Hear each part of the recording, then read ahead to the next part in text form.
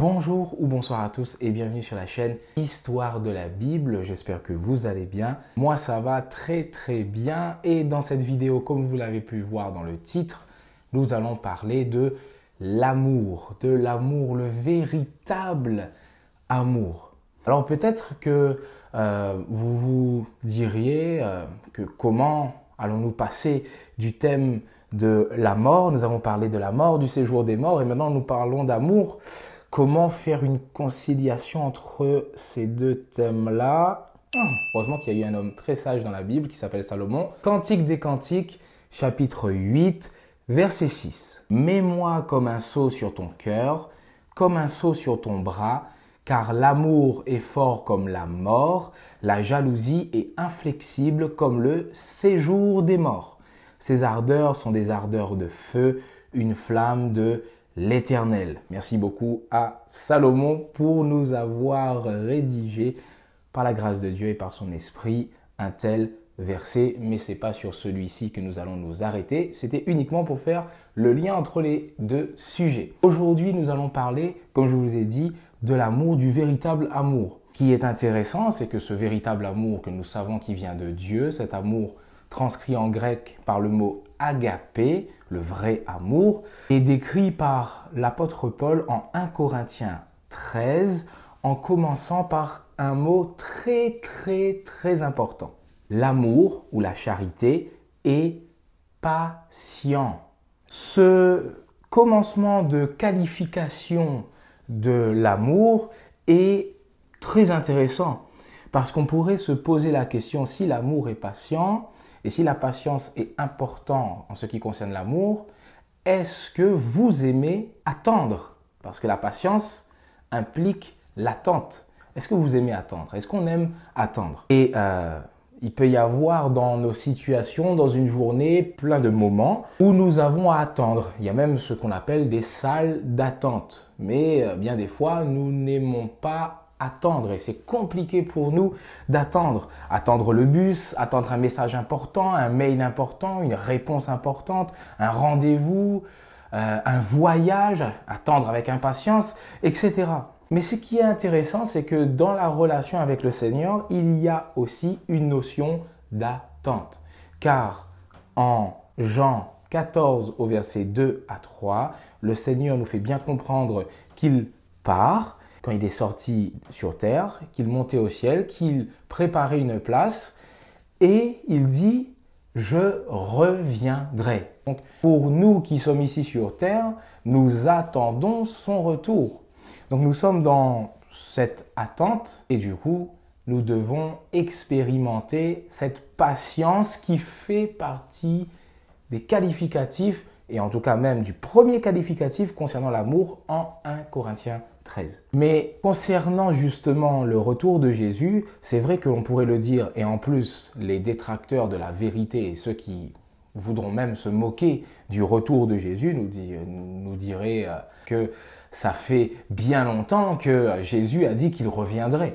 Ça fait à peu près, un peu moins, mais de 2000 ans qu'il dit qu'il va revenir. Mais pourtant, il n'est toujours pas là. Et tous les chrétiens de tout temps ont toujours attendu son retour. Et nous-mêmes, nous attendons encore son retour glorieux. Alors oui, ça fait bien long.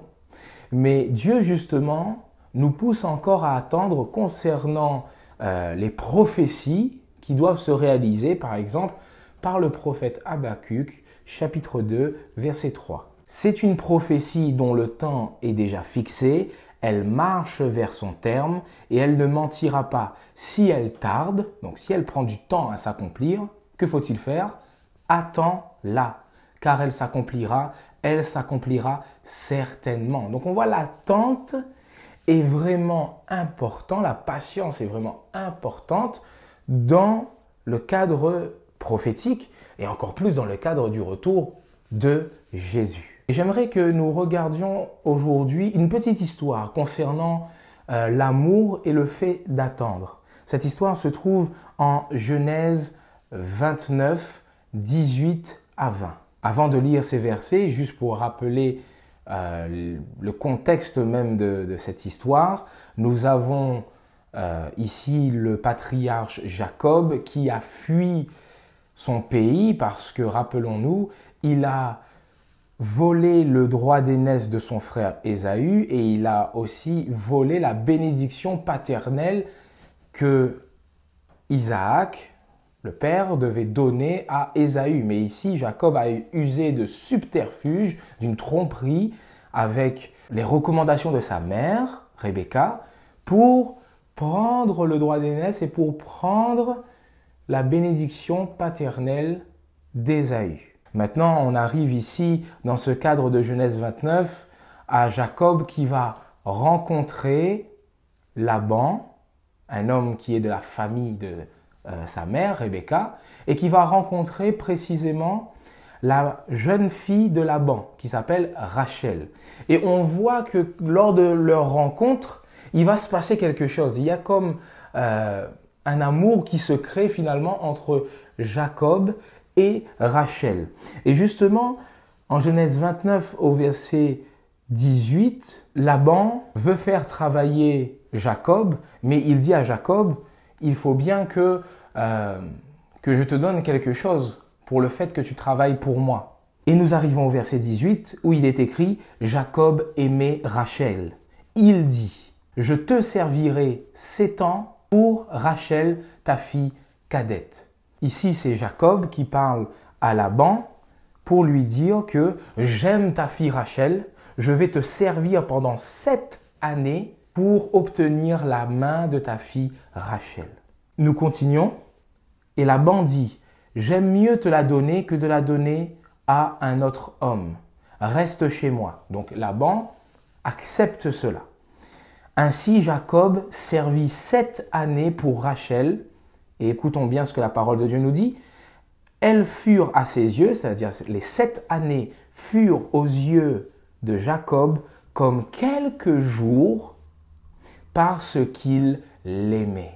Parce que Jacob aimait Rachel, l'Esprit de Dieu qui inspirait l'auteur nous dit que ces 7 années se sont écoulées comme si qu'il s'était écoulé quelques jours. Parce qu'il aimait Rachel. Aimer, c'est attendre, comme nous montre bien cette histoire et comme nous le dit encore l'apôtre Paul, inspiré dans le premier qualificatif de l'amour.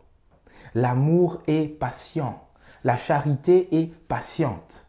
Mais il faut savoir que dans cette histoire, Laban, le père de Rachel, avait une fille aînée qui n'avait pas de mari. Cette fille s'appelle Léa.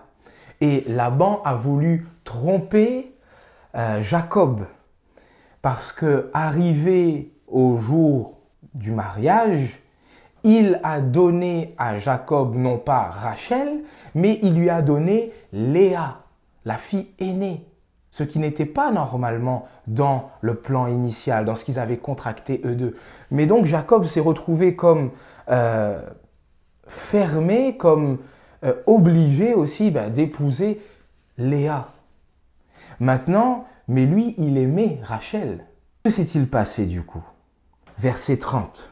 Jacob alla aussi vers Rachel, qu'il aimait plus que Léa, et il servit encore chez Laban pendant 7 nouvelles années. Donc on voit ici Jacob qui va devoir attendre encore 7 ans de plus. À ce moment-là, après les 7 années écoulées qui furent effectivement comme quelques jours, mais qui ont été quand même dans du travail, Jacob a travaillé pour cela, Jacob aurait pu se dire, bon, je ne vais pas travailler encore 7 ans. Là, ça fait long quand même. Ça va faire 14 ans sinon que je travaille. Mais pourtant, Jacob ne s'est pas relâché. Il regardait à l'objectif, à savoir Rachel. Pourquoi? Parce qu'il l'aimait. Et ce qui est intéressant, c'est que dans le texte grec de la Septante, le mot aimer ici, ce n'est pas le mot philéo, ce n'est pas le mot éros qui est utilisé, c'est bien le mot agapé. Il aimait Rachel. Donc vraiment de cet amour puissant.